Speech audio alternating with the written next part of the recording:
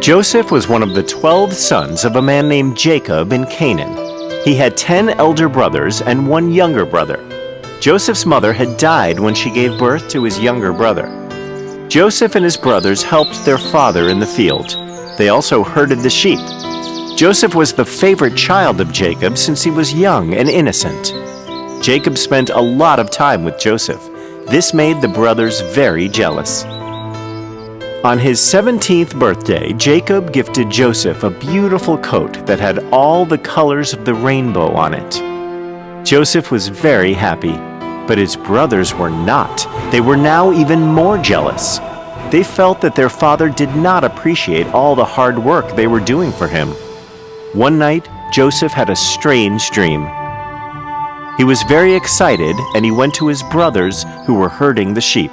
"Hey, Simeon, I had a very strange dream yesterday night. You should hear this." Oh, look! Daddy's little pet had a dream.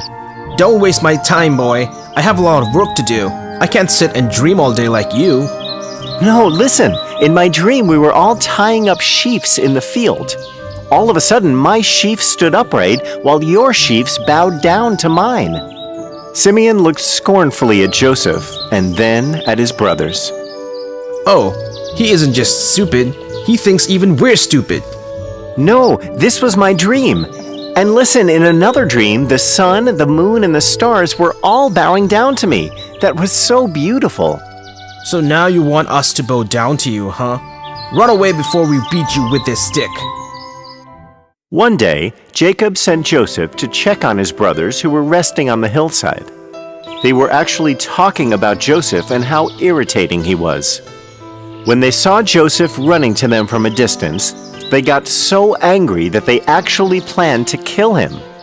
Reuben, the eldest brother, felt strongly against this, but he knew that his brothers were too angry to listen to him. Let's kill this irritating boy and we don't have to worry about him ever again. What do you think, my brothers? Come on, Simeon. We're his brothers. We can't just kill him.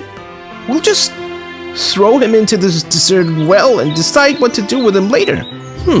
That's a good idea. As Joseph came to where their brothers were resting, Simeon and Reuben held him while another brother took off his colorful coat. Then they threw him into the well. The brothers returned home, leaving Joseph all alone in the well. Reuben was sad at what happened. He planned to come around later and rescue Jacob. Just then they saw a group of merchants were passing by. They were from Egypt and were returning after selling their merchandise. Then Levi, another brother, had an idea. Why don't we sell Joseph to these Egyptian merchants? That way we can get rid of him once and for all without killing him. That's a great idea, Levi. Let's do it. Call those merchants here. We'll also have some money on our hands. Where is Reuben? Will he agree with this? He went to pick up something. Don't worry, he'll agree with us.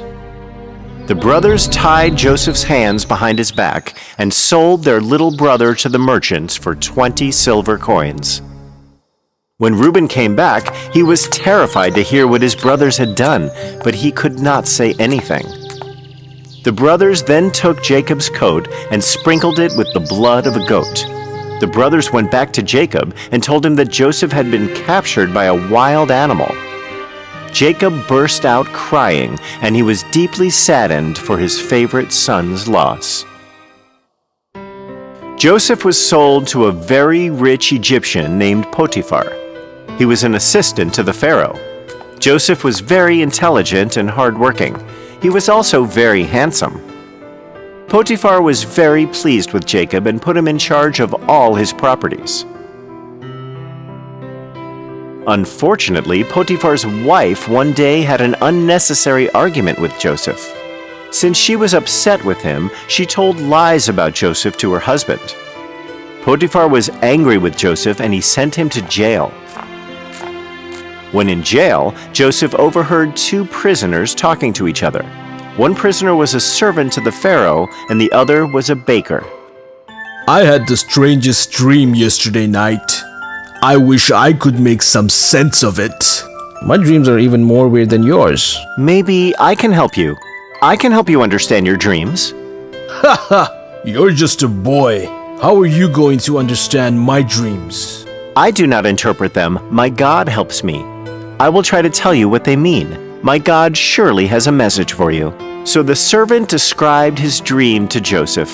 Joseph listened to him carefully and told the servant that his dream meant he would be released from prison in 3 days and he would be taken back by the Pharaoh as his servant. Joseph asked the servant to remember him when meeting the Pharaoh and ask that he be released. 3 days later, the servant was released, just like Joseph had predicted. But when he returned to the prison, he forgot all about Joseph, and because of this, Joseph remained in prison for 2 long years. One night, the Pharaoh had a strange dream and could not sleep. The next morning, he called all his wise men, ministers, and counselors and described his dream to them. Nobody had an answer to what it could mean. When the servant, who was in jail with Joseph, heard about this, he suddenly remembered his promise. He ran to the Pharaoh and told him about the prisoner who could interpret dreams. The Pharaoh immediately summoned Joseph. "So, my servant says you can interpret dreams. He tells me you are extremely gifted." "I am not capable of such things, Your Majesty. My God works through me. He can give you the meaning of your dreams. Describe your dream to me." "Very well. In my dream, I saw 7 fat cows eating grass in a field. Then 7 thin, ugly cows rose up from the river Nile and swallowed the 7 fat cows. What does this mean?" Joseph listened to the Pharaoh and then closed his eyes for some time. He walked across the room and came back to the Pharaoh. "My lord, this dream you just described is very symbolic. It is a message from God. God is telling you that a great famine is coming. It will last for 7 years. There will be no food to grow, no rains. A lot of people will starve and die." "Oh, that is terrible news. We are all doomed then." "Wait, my lord, I am not finished yet. The dream came to you as a warning from God to prepare for the famine. There will be 7 years of plenty before the famine, so you can store up on food grains and livestock and other supplies during this period. You must make the most of this chance to produce excess food so that you can store it for later." "Oh, you are right. Thank God I found you. This is great news. We will be prepared for the famine. We will produce plenty of food and build up storages for the difficult times. Thank you, Joseph. You are the most wise man in the kingdom. I am appointing you in charge of overseeing this work." "Your Majesty, the honor is truly mine. These are not my powers. God speaks through me. I am simply conveying his message to you." Joseph helped the king to grow extra food grains and build storages during the 7 years of plenty so that people would not starve during the 7-year famine. He was also very popular among the people and earned their love and respect. The 7 years of plenty had passed by. The famine started. In the places around Egypt, animals were dying, lakes and rivers dried up, and people were starving to death. The people of Egypt had plenty to eat and drink because of the work done by the Pharaoh with Joseph. They had so much grain stored up that they were selling whatever was left to the people outside of Egypt who were starving. Jacob and his sons were struck by the famine as well. Their crops had all failed, and their sheep had died one by one until nothing was left. They had heard of the Egyptian Pharaoh who was selling food grains to people outside of Egypt. So Jacob sent his 10 sons to Egypt to get food for the family. Benjamin, the youngest son, stayed back with Jacob. When the brothers reached the palace of the Pharaoh where the food grains were being distributed, they saw a royally dressed man sitting on a high chair and supervising the distribution of the food. They approached him. It was actually Joseph. But they did not recognize him since it had been 10 years since they had seen him. But Joseph recognized his brothers. He realized that they did not know it was him, and he kept quiet. His brothers greeted him and then bowed down in front of him, just like the dream he had had when he was a boy. Where have you come from? We are from a faraway land called Canaan. The famine has struck us badly. We are a family of 12, and we have come to buy some food grains. Our father is waiting for us at home. I do not believe you. You look like spies. Are you here to bring harm to our people? No, my lord.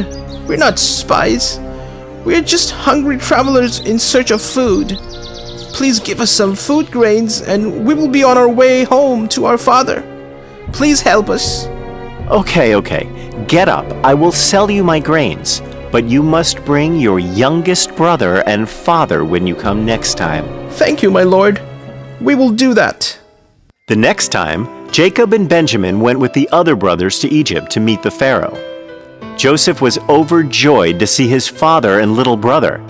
After some time, Joseph revealed himself to them. Reuben, I am the brother you sold off to the Egyptians. Oh, my brother, it's really you. What have I done? Do not fear me. I hold no anger against you. Because of you, I was able to meet great people and be of service to these people. I was able to help feed them in the time of starvation. I have earned their love and respect, all because of you. I want all of you to come here in Egypt and live with me. Jacob could not believe that his darling son was alive after all these years. He ran to him and hugged him, while his brothers bowed down to him, just as he had dreamt many, many years ago.